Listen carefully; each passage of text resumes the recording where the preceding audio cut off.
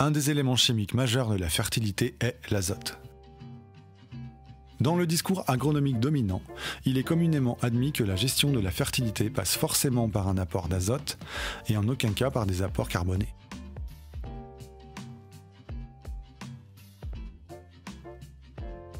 Tordons le cou à cette idée reçue datant d'un autre âge, et ce par l'exemple de 10 ans de pratique à la ferme de Cagnols. Nous allons considérer dans cette démonstration les 30 premiers centimètres du sol d'une parcelle d'1 hectare, où 1% de matière organique équivaut à 20 tonnes de carbone.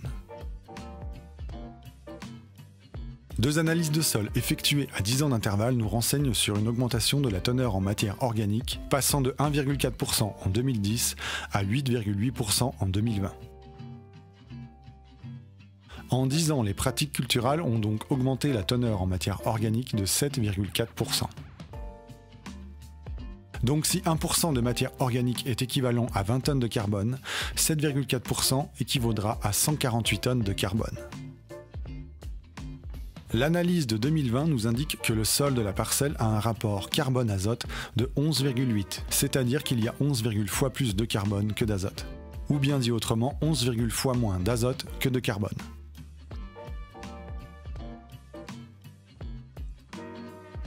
Donc dans la parcelle, nous avons 11, fois moins d'azote que de carbone, soit 12,5 tonnes d'azote par hectare. Nous pouvons donc dire que cette augmentation de 7,4% implique une augmentation de 12,5 tonnes d'azote par hectare. En prenant l'hypothèse réaliste que le broyat de déchets verts apporté sur la parcelle avait un C/N de 50. Chacun des camions de 10 mètres cubes apportait 42 kg d'azote. En 10 ans, les 45 camions ont donc apporté à la parcelle 1,8 tonnes d'azote. Alors, comment expliquer l'immense différence de la quantité d'azote réellement apportée par une matière organique à dominante carbonée et l'azote mesuré 10 ans après dans la parcelle? Il s'agit quand même là d'un écart de 10,7 tonnes.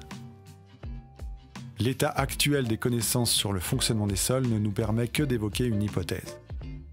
Sur mulch carboné, la microbiologie du sol capte l'azote de l'air dont il est le gaz prépondérant à 78% et l'introduit dans le système sol-plante.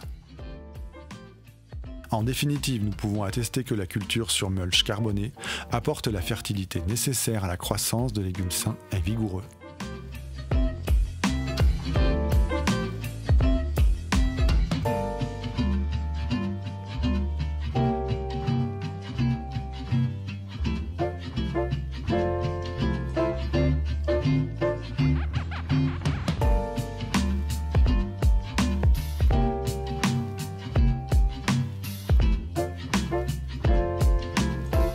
Ça c'est, je pense que pour le moment, ça c'est notre plan champion où on a eu deux patates, celle-là et celle-là.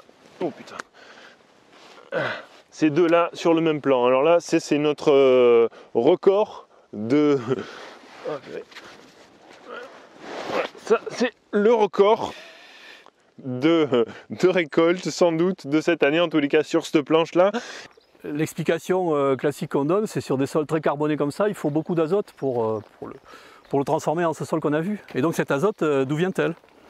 Elle vient, bon, ce qu'on disait tout à l'heure, des organismes qui fixent l'azote de l'air, hein, mais qui ne sont pas en symbiose avec des plantes, donc des bactéries fixatrices libres, certainement. Est-ce que peut-être que le cloporte et le myriapode aussi mangent du carbone et peuvent sécréter de l'azote? Oui, parce qu'ils respirent aussi. Oui, oui, c'est ça, ouais, exactement. Il y a voilà, c'est ça, il y a certainement de tout ça, quoi, parce qu'il y a des organismes qui ont des rapports C/N élevés, et quand ils mangent par exemple des bactéries qui ont des rapports C/N plus bas, en les mangeant, en les excrétant, eh bien, ils relarguent de l'azote, puisqu'eux ont beaucoup moins besoin d'azote que les bactéries, par exemple.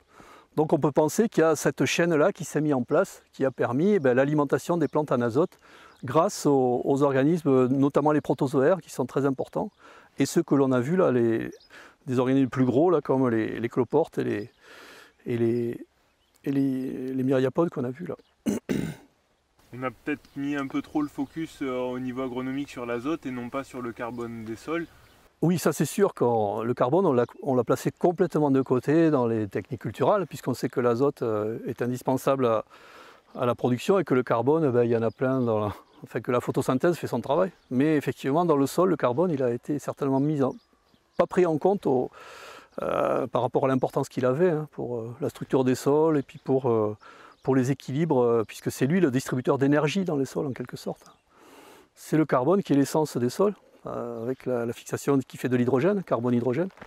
Et donc, s'il n'y a pas de carbone, il n'y a pas de comburant ou de carburant dans les sols, quoi. Donc voilà, c'est vraiment une leçon effectivement qu'on peut tirer des expériences que tu fais. C'est que des sols très riches en carbone arrivent à fonctionner correctement, voire au-delà, parce qu'il y a toute une chaîne de restitution d'azote qui se met en place au-delà de la chaîne classique qu'on a l'habitude de connaître, quoi. Si vous souhaitez soutenir la ferme ou que vous avez des problèmes de stress, d'insomnie, de douleurs chroniques, allez sur notre site et vous trouverez tous nos produits CBD et CBG.